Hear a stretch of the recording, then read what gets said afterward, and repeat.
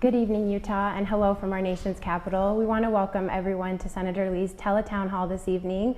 We're looking forward to the discussion.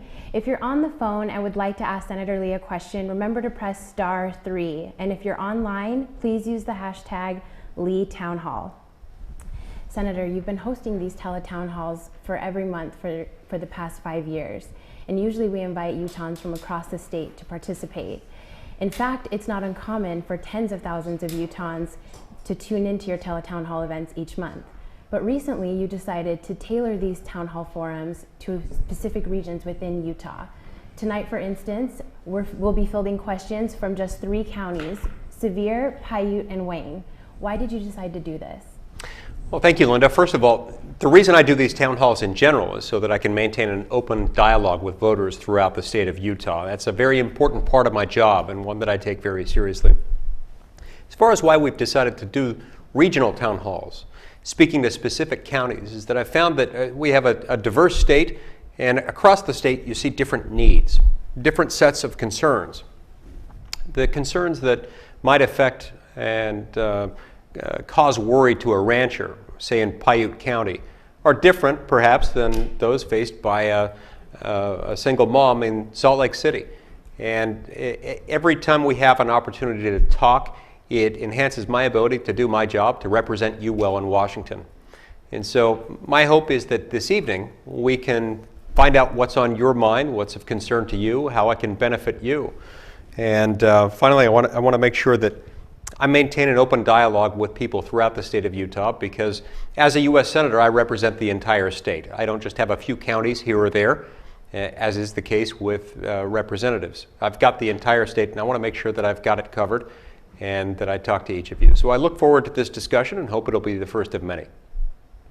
All right, and just a reminder, if you're on the phones and would like to ask a question to Senator Lee, press *3, and if you're online, please use the hashtag #LeeTownHall. We're going to go to John, who has a question about the coal mining. John, you're on the line with Senator Lee. Yes, Senator Lee, we've had numerous issues where normally it takes us about 6 months to get a coal exploration permit, and now it's taking us like a year and a half, and we have to push the paper through Washington to keep it moving. And it makes us inefficient, and it creates unsafe conditions at the mine because we need to know what we're doing and where we're going. Yes, I share your concern, John. First of all, thank you for your work. Thank you for your attention to this particular issue.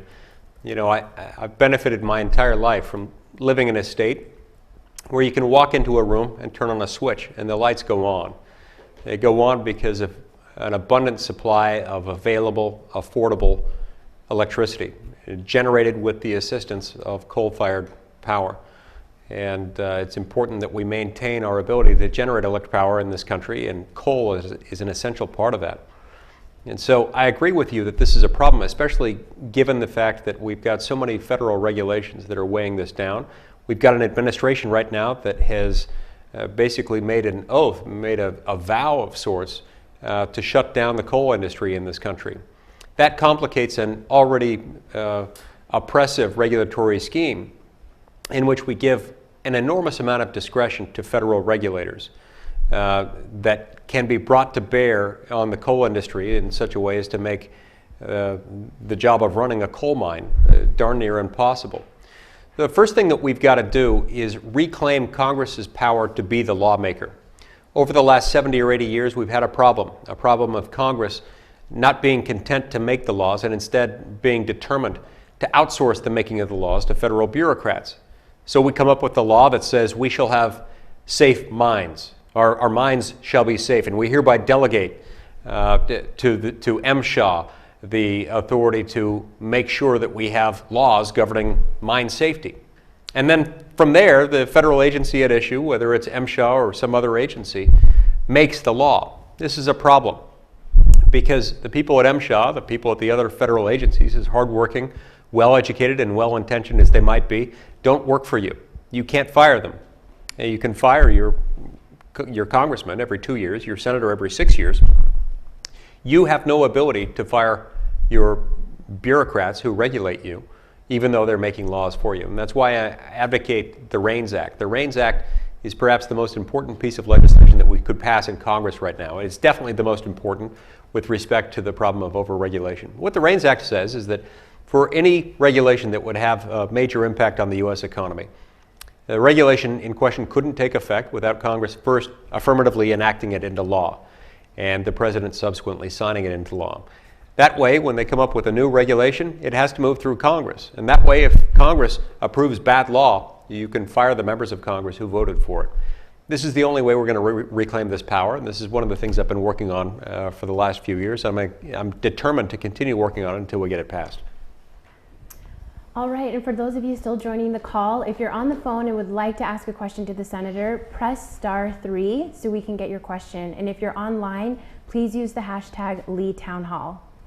We're going to go over to Stanton next, who has a question about environmental groups and the federal government. Stanton, you're on the line with Senator Lee. All right, thank you there. I want to commend you, Senator Lee, you and Ted Cruz, for standing up. You're the two best senators I've heard of for a long time. But my question is I'm a rancher here in Piute County. Me and my sons run quite a lot of cattle and sheep. But for the past 30 years, these environmental groups working through the BLM and Forest Service have been stealing our water, grazing, and our property rights. I would like to know how long you're going to allow this to keep happening. These environmental groups, they sue the federal government, and they get paid money for it. The BLM and the Forest Service come out all right. The rancher just takes the hit. And right now, in all around the West here, there's issues going on. There's the Hell family up in Montana. They're trying to take 7 of their grazing allotments away from them on bighorn sheep. We got these sage hens coming at us here in Utah that they're going to try to put us all out of business on. And the very worst thing is last night out in Oregon, one of the greatest guys I know, Lavoy Finnegan, with a lovely wife and eight girls there and his family, got shot to death, murdered, with his hands up. And I just want to know if something can be done about that. Thank you. Thank you very much, Stan. Thank you for your kind words and for your thoughtful question. First of all, my thoughts and prayers go out to all the families that were affected by this tragedy. I'm still trying to learn more of the details of what happened up there. I'm confident that there will be the full investigation into what happened there. But it is a tragic situation, and those affected by it deserve our thoughts and our prayers. It's also important for us to remember that the federal government just owns too much land.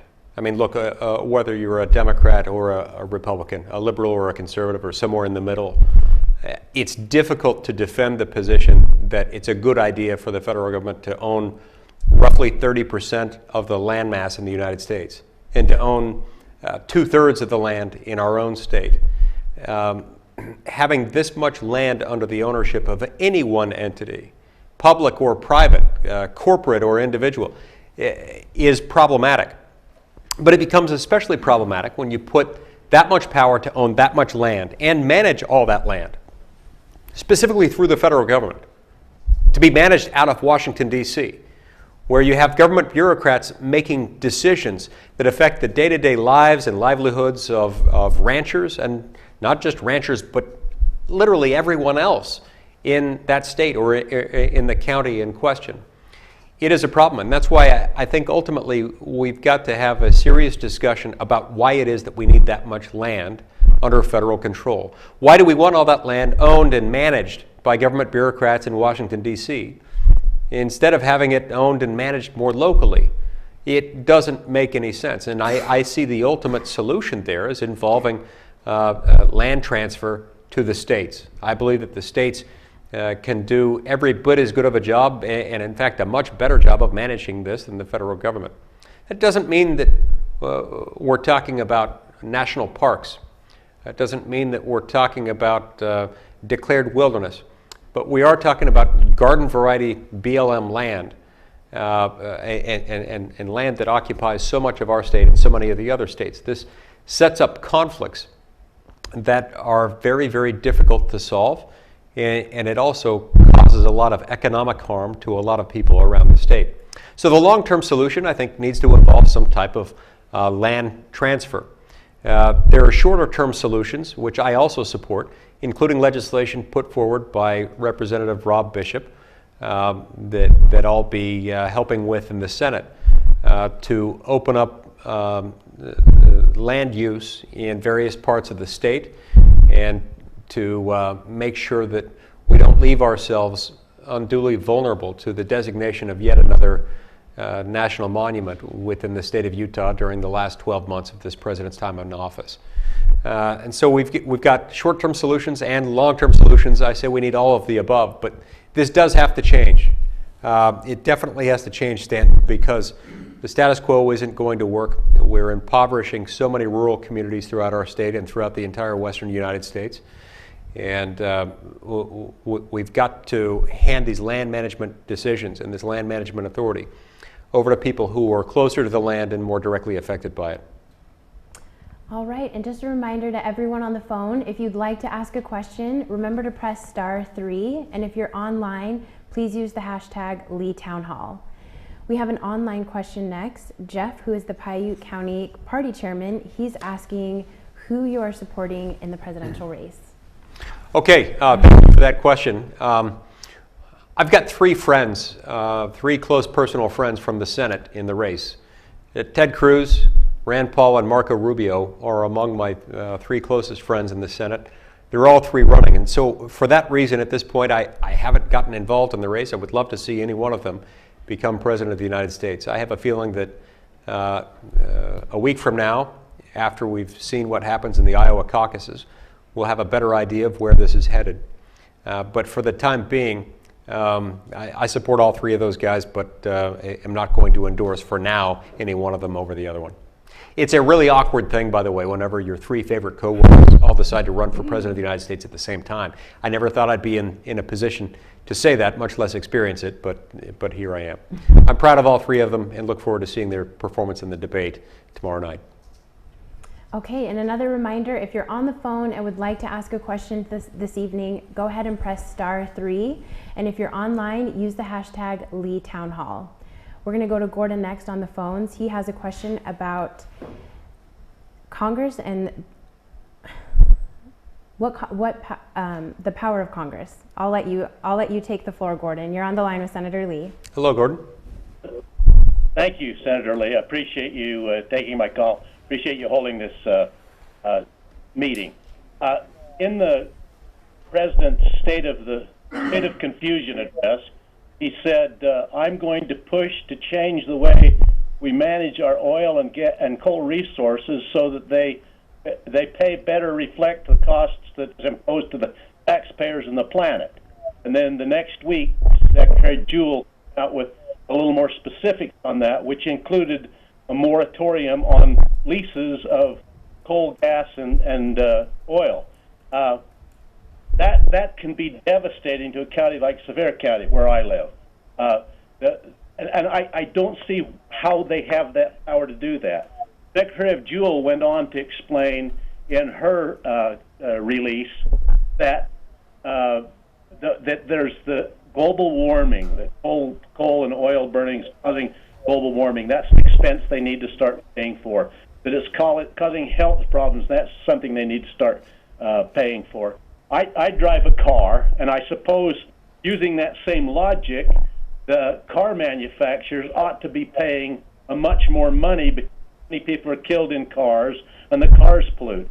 Just ridiculous. We have in the Suffolk mine here in our county, we have a lease that's right now almost finished. It's under Forest Service land, but the BLM handles the mineral leases and the mineral processing leases. And been signed, the decision's been signed by the Forest Service, but it hasn't yet been signed by the BLM. And I'm really nervous about whether they can stop this process from going to the next step. I'm sorry about the question. I'm preaching, I guess. How do we let the federal government take over the responsibilities and devastate the economy of the United States, especially the rural western United States? Yeah, great question. Thank you for asking about that. I had the exact same reaction that you did as I sat in the chamber of the House of Representatives where senators and representatives sit together in listening to the State of the Union address. I was horrified by that line because I knew more or less what that likely meant.